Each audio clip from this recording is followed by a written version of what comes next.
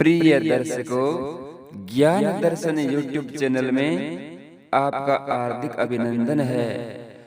पौष मास की सफला एकादशी की व्रत कथा आइए हम आपको सुनाते हैं मारवाड़ी भाषा में।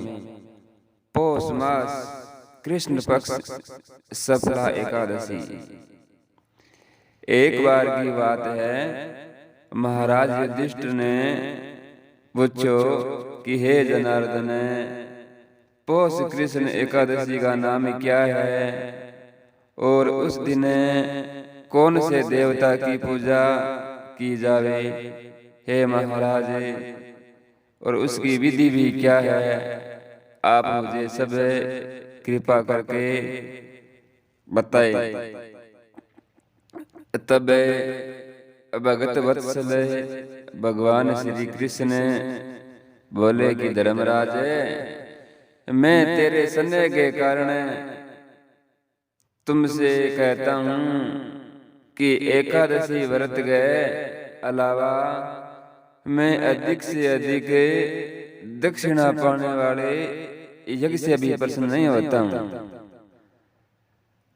और इसे अत्यंत भक्ति और श्रद्धा युक्त होकर के हे राजन के द्वादशी युक्त पौष मास कृष्ण पक्ष एकादशी का महात्म्य है, तुम एक चित्र होकर सुनो। इस एकादशी का नाम सफला एकादशी है और इस एकादशी के देवता श्री नारायण भगवान है, और विधि पूर्वक इस व्रत को करना चाहिए कि जिस प्रकार नागों में शेष नाग, पक्षियों में गरुड़ और सब ग्रहों में चंद्रमा, यज्ञों में अश्वमेध और देवताओं में भगवान विष्णु श्रेष्ठ है, उसी तरह सब व्रतों में एकादशी का व्रत सर्वश्रेष्ठ है। और जो मनुष्य सदैव एकादशी का व्रत करते हैं वे मुझे परम प्रिय है। अब मैं इस व्रत की विधि कहता हूँ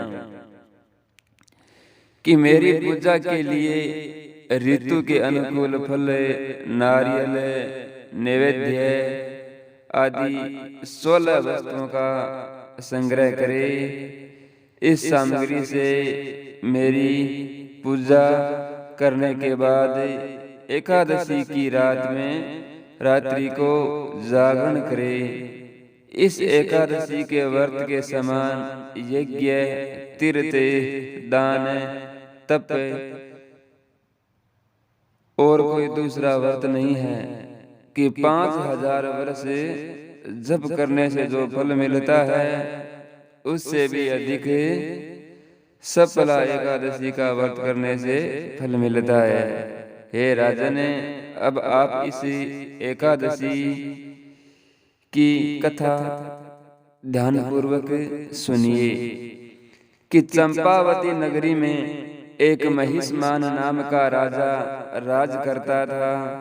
उसके 4 पुत्र थे। उन सब में लुम्पक नाम वाला बड़ा राजपुत्र महापापी और महादुष्ट था।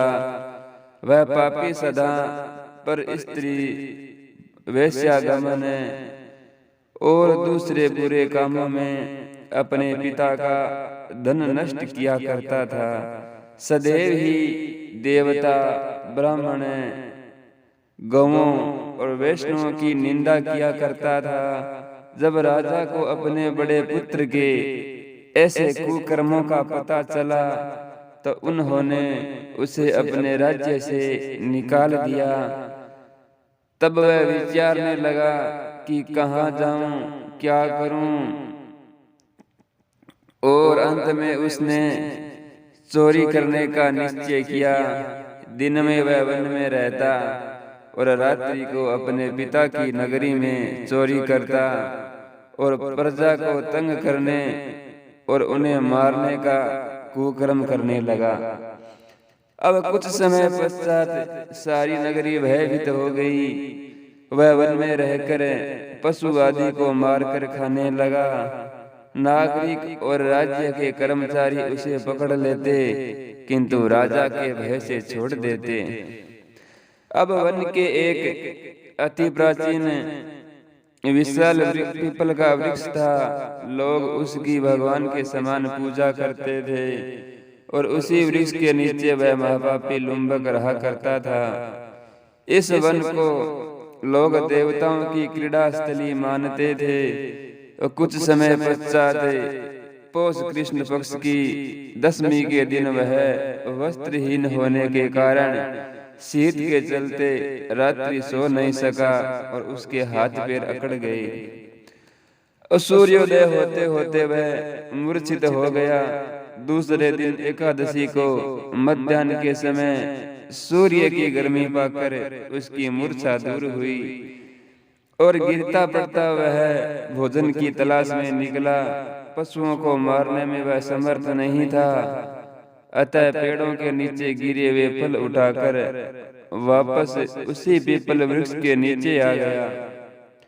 और उस समय तक भगवान सूर्य अस्त हो चुके थे। वृक्ष के नीचे फल रखकर कहने लगा, हे भगवान, अब आपका ही अर्पण है यह फल, आप ही तृप्त हो जाइए। और उस रात्रि को दुख के कारण रात्रि को नींद भी नहीं आई। उसके इस उपवास और जागरण से भगवान अत्यंत प्रसन्न हो गए और उसके सारे पाप नष्ट हो गए। दूसरे दिन प्रातः एक अति सुंदर घोड़ा अनेक सुंदर वस्तुओं से सजा हुआ उसके सामने आकर खड़ा हो गया। उसी समय आकाशवाणी हुई कि हे राजपुत्र लुम्बक, श्री नारायण की कृपा से तेरे पाप नष्ट हो गए। अब तुम अपने पिता के पास जाकर राज्य प्राप्त करे। ऐसी वाणी सुनकर वह अत्यंत प्रसन्न हुआ और दिव्य वस्त्र धारण करके भगवान आपकी जय हो, नारायण आपकी जय हो कहकर अपने पिता के पास गया।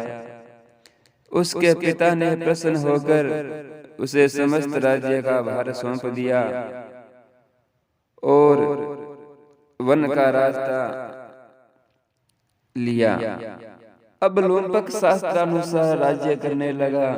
उसके स्त्री पुत्र आदि सारा कुटुंब भगवान नारायण का परम भक्त हो गया और वृद्ध होने पर वह भी अपने पुत्र को राज्य का भार सौंपकर वन में तपस्या करने चला गया और अंत में वैकुंठ को प्राप्त हुआ।